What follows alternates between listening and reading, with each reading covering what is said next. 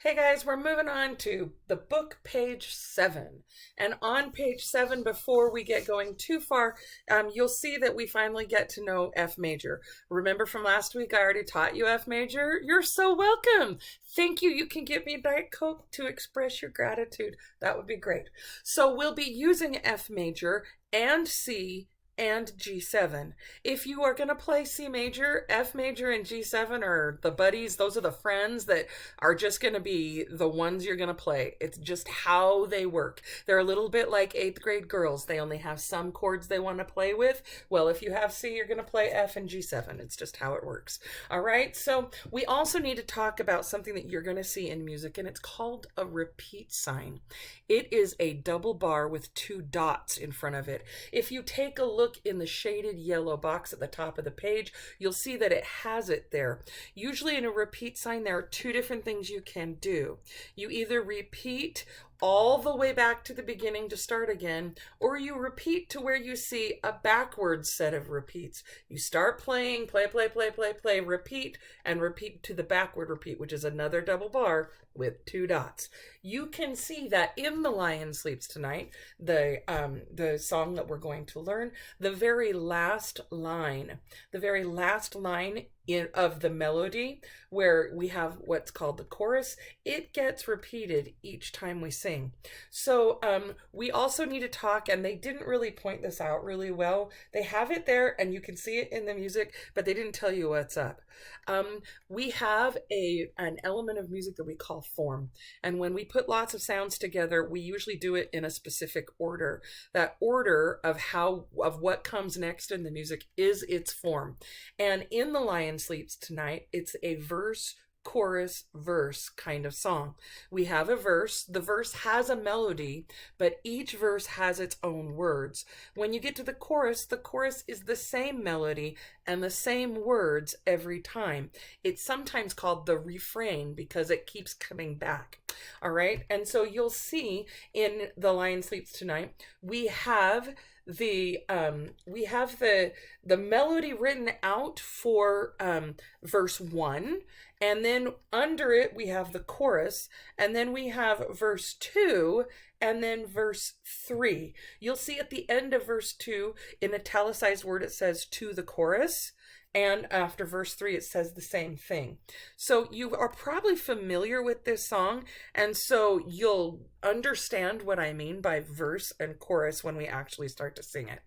Please remember that the chorus and the verse, well, I guess this is a good time to talk about it. We've played a couple of different songs now.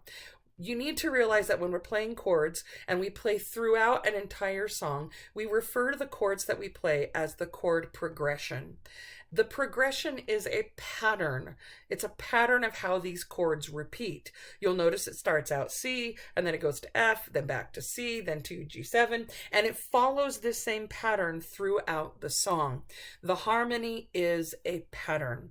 And so seriously, even though we're going to sing through all 3 verses, if I were to test you on this song, I would only need to hear the first verse and the chorus because it's the same thing, right?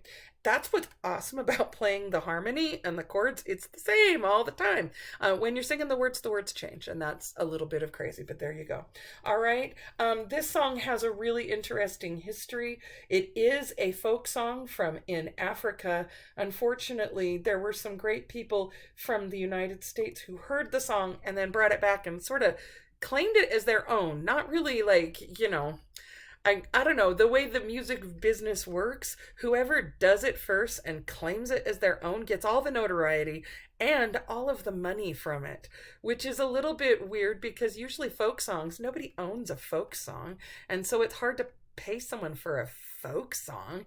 And so it's kind of a little bit unfair the way this was, but the people who actually made this song famous in I'm checking the copyright, the 1960s, way before Miss Swallow was born.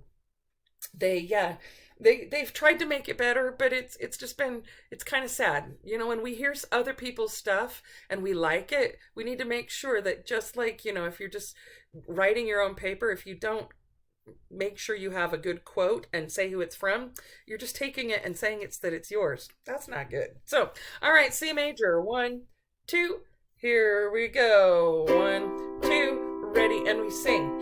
In the jungle, the F major jungle, the lion sleeps to G7. Back to C.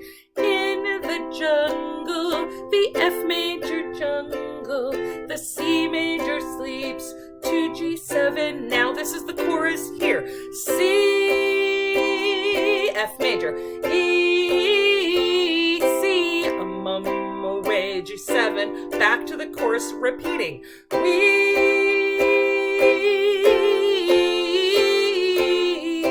a whim away.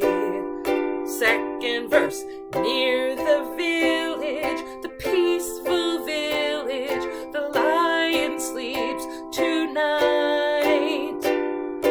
Near the village, the quiet village, the lion sleeps tonight. Back to the chorus. We,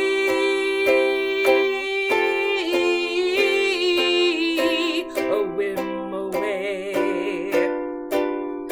We repeated, wasn't it amazing? A whim away. And the third verse. Hush, my darling, don't fear, my darling, the lion sleeps tonight. Hush, my darling, don't fear, my darling, the lion sleeps tonight. Last time in the chorus. We, a whim away.